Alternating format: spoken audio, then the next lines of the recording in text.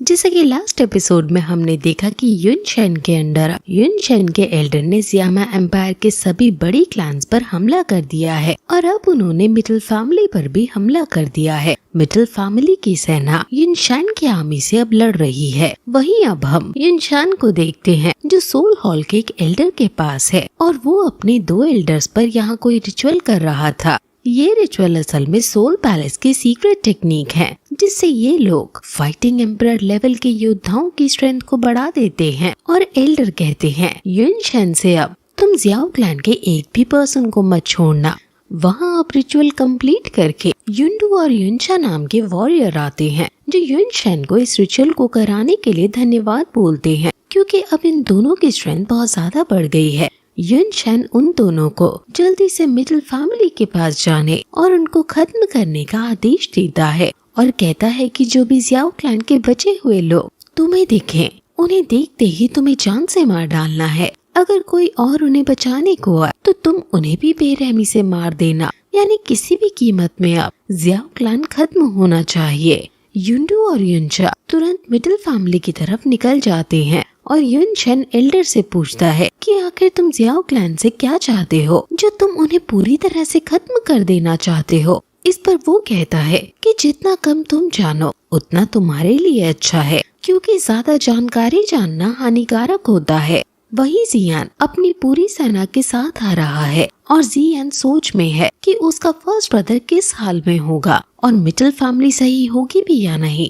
वही middle family जीत जान से युन सेक्ट की सेना से लड़ रही है और हाई पुदोंग यानी आइस एम्परर सबसे आगे आकर इनसे लड़ रहा है क्योंकि आइस एम्परर बहुत ज्यादा ताकतवर है। आइस एम्परर एक ही बार में 10-10 सैनिकों को मार रहा था, लेकिन युन सेक्ट की सेना बहुत ज्यादा बड़ी थी। याफी की गाइडेंस में तीरंदाज उड़ते हुए लोगों को मार रहे हैं, लेकिन मिडिल फैमिली की सेना इतनी बड़ी नहीं, इसलिए वो कमजोर पड़ रहे होते हैं। मिडिल फैमिली के लीडर और उसके सभी एल्डर्स भी पूरी जी जान लगाकर इनसे लड़ रहे हैं और एक एल्डर कहता है कि अगर हम कभी जियाओ फैमिली की मदद ना करते तो हमारे साथ ये तबाही ना होती। इस पर सेक्ट मास्टर उसे डांटते हुए कहते हैं कि आखिर ऐसा सोचने की तुम्हारी हिम्मत भी कैसे हुई और क्या ये ऐसी बात करने का समय है जितना ये सभी एल्डर्स और सेक्ट मास्टर्स मिलकर इनको मार रहे हैं उतना हाई पुदोंग अकेला मार रहा है। लेकिन अकेला हाई पुदोंग यानी आइस एम्परर इतनी बड़ी सेना को कब तक संभाल पाएगा भला। वहाँ फिर तभी ज़ीतेंग आता है जो कहता है कि ये सब हमारी जियाओ फैमिली की वजह से हो रहा है। मैं नहीं चाहता कि मेरी वजह से आप लोगों की फैमिली खत्म हो जाए, इसलिए आप मुझे उनके हवाले कर दो। मिस्टी क्लाउड से फिर यहीं रुक जाएगा। हम में से बेशक सब मर जाएं, लेकिन 1-2 जियाओ फैमिली के लोग भी अगर बच गए तो फ्यूचर में जियाओ फैमिली फिर से खड़ी हो जाएगी। इसलिए मैं अब ये कुर्बानी देने को तैयार हूँ। सेक्ट मास्टर भी कुछ समझ नहीं पा रहे कि उन्हें इस वक्त दोस्त की मदद करनी चाहिए या अपने परिवार को बचाना चाहिए। लेकिन हाई पुदोंग कहता है कि मिस्टी क्लाउड सेक्ट ने हम पर अटैक किया है और ये सिर्फ उसने जियाओ फैमिली के लिए नहीं किया। याफी कहती है कि उसने रॉयल फैमिली, नलन फैमिली और मू फैमिली से कांटेक्ट करने की कोशिश की है, लेकिन उन्होंने भी हमारी कोई मदद नहीं की। ओल्ड मैन दुखी होकर कहता है कि तुम चिंता मत करो, तुम तक पहुंचने के लिए इन्हें मेरी लाश से गुजरना होगा। जियाओ दिंग दुखी होकर पूछता है कि क्या आप अब भी जियान के आने का इंतजार कर रहे हो, जिस पर वो कहता है कि मुझे इस पर पूरा विश्वास है कि वो यहाँ जरूर आएगा, इसलिए अब हमें इनसे लड़ना ही चाहिए। वहाँ तभी युंडू और युनचा भी आ जाते हैं और मिडिल फैमिली को धमकी देते हैं कि जियाओ फैमिली के लोगों को हमारे हवाले कर दो, नहीं तो हम यहाँ ऐसा कत्लेआम मचाएंगे कि तुम्हारी 7 पुश्तें याद रखेंगी। ये दोनों फाइटिंग एम्परर हैं और इनको आइस एम्परर रोकने का डिसाइड करता है। सेक्ट मास्टर याफी को जियाओ दिंग को अंदर ले जाने को कहते हैं और खुद वो युन सेक्ट की सेना से लड़ने लगते हैं। अगर हम हार जाते हैं तो याफी लास्ट लाइन ऑफ डिफेंस होगी जियाओ फैमिली के लिए। हाई पुदोंग युंडू और युनचा से लड़ने लगते हैं और युन सेक्ट की सेना भी अब फुल जोश में इन पर हमला कर देती है। इनमें बहुत भयानक युद्ध हो रहा है और ये लोग एक दूसरे की जान के प्यासे हैं। वहाँ तभी 2 और एल्डर आ जाते हैं जिनके नाम युनफू और युनसू है और सेक्ट मास्टर उनसे लड़ने जाते हैं। युनफू कहता है कि सुजेरियन ने बहुत वेट किया कि तुम बात मान जाओ और जियाओ फैमिली को हमारे हवाले कर दो, लेकिन तुम नहीं माने, इसलिए अब हमें ये कदम उठाना ही पड़ेगा।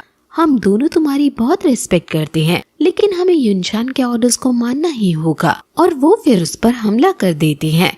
वहीं हाई बोदोंग और युंडू और युनचा भी आपस में लड़ रहे हैं और हाई बोदोंग उनको अकेले संभाल रहे हैं। युंडू और युनचा सोल पैलेस से ट्रेनिंग लेकर आए हैं, इसलिए वो इन पर भारी पड़ रहे हैं और अब वो एक फॉर्मेशन जिसका नाम पोल ऑफ विंड है उसको क्रिएट करते हैं और आइस एम्परर पर हमला कर देते हैं। आइस एम्परर भी वैन हुआ आइस मिरर का यूज करते हैं और दोनों के अटैक आपस में टकराने लगते हैं। रॉयल फैमिली इनको दूर से लड़ता हुआ देख रही है, लेकिन ये उनकी मदद करने नहीं जा रहे क्योंकि इन्हें युनशान का डर है कि अगर हमने इनकी अब मदद की तो युनशान का अगला शिकार हम ही होंगे। लेकिन उन्हें ये भी डर है कि अगर मिडिल फैमिली को खत्म करने के बाद युनशान के एम्बिशन और बढ़ गई और उन्होंने हम पर हमला कर दिया तो हम कैसे अकेले लड़ेंगे। वो नहीं समझ पा रहे कि अभी मिडिल फैमिली के पास जाकर उनसे लड़ना सही है या फिर रिस्क ना लेकर सिर्फ देखते रहना सही है। युनशान 2 सॉन्ग पर है, इसलिए यहाँ उसका इतना खौफ है। नलन फैमिली को भी इस अटैक के बारे में पता है और उसको भी पता है कि ये बात गलत है, लेकिन वो भी कुछ नहीं कर सकते हैं। वहीं याफी को एक सैनिक आकर कहता है कि अब हम और ज्यादा उनकी सेना को नहीं रोक पाएंगे और याफी दुखी हो जाती है क्योंकि अब सेना याफी के पास आ गई थी। जियाओ डोंग कहता है कि मैं लास्ट लाइन ऑफ डिफेंस हूँ और मेरे लोगों तक पहुँचने से पहले इन्हें मुझे मारना होगा। आइस एम्परर और युंडू और युनचा में आइकॉनिक लेवल की फाइट हो रही है और कभी आइस एम्परर भारी पड़ रहे हैं तो कभी युंडू और युनचा। लेकिन अब आइस एम्परर जुआन बिंग लॉन्ग जियान टेक्निक का यूज कर देते हैं, जिससे उनके 2 आइस ड्रैगन उन दोनों पर हमला कर देते हैं। युंडू और युनचा को बहुत मुसीबतों का सामना करना पड़ता है, इसलिए वो तुरंत इससे बचने के लिए अपना कंबाइंड ड्रैगन अवतार छोड़ देते हैं और इनके अवतार आपस में अब लड़ने लगते हैं। वहीं वो दूसरे 2 एल्डर्स सेक्ट मास्टर को नीचे पटक देते हैं और कहते हैं कि तुम्हारी हमारी दोस्ती है और मैं तुम्हें नहीं मारना चाहता, इसलिए तुम सरेंडर कर दो। हम दोनों के रिक्वेस्ट पर अब युनशान तुम्हारी जान बख्श देगा, लेकिन वो साफ मना कर देता है कि मुझे जीवन का मोह और मृत्यु का भय नहीं है।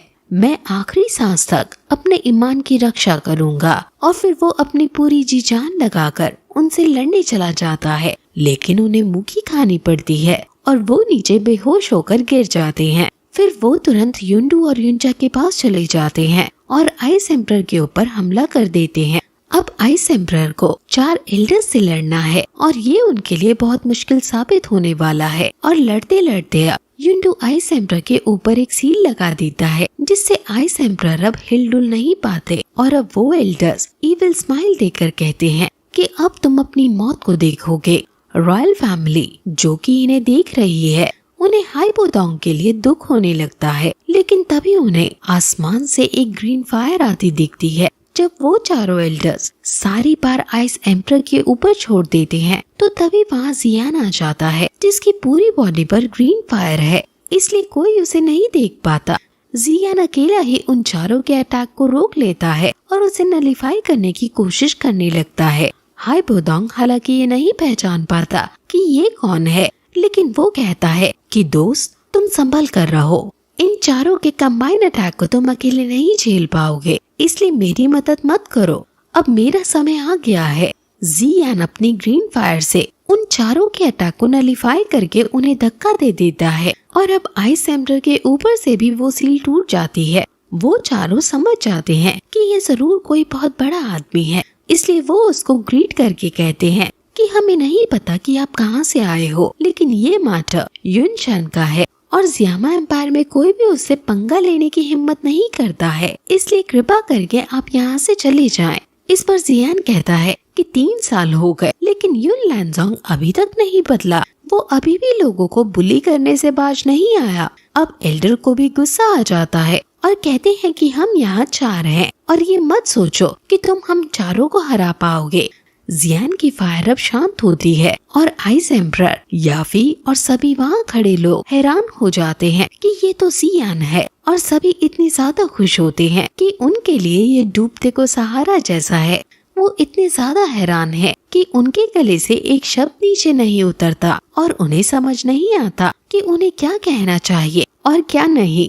जियान कहता है कि अब युनशन का वक्त आ गया है और अब उसे कर्जा चुकाना ही होगा। एल्डर कहते हैं कि तो तुम हो जियान, अब हम तुम्हें नहीं छोड़ेंगे, तुम अपनी मौत के मुंह में खुद ही खींचे चले आए। जियान कहता है कि जब तक वो बुढ़ा युनशन जिंदा है, भला मैं उसका हाथ काटे बिना कैसे मर सकता हूँ। एल्डर तुरंत अपने सभी एल्डर्स को बुला लेते हैं और कहते हैं कि अब कैसे तुम अकेले हमारा सामना करोगे।